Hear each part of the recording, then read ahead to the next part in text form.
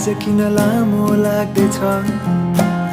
सयौं कोल्टे फेरिसके तर निन्द्रा आउँदैन सधैँ झै आज पनि जुन चम्किरहेछ तर बादल पारी लुकी मलाई जिस्काउँछ किन हो आज धेरै पछि तिमीसँग बोलेको तर जुनी बित्यो होला मैले मुटु सुम्पेको सधैँ झै आज पनि कुरा अधुरो नै रह्यो भन्छु भने मनका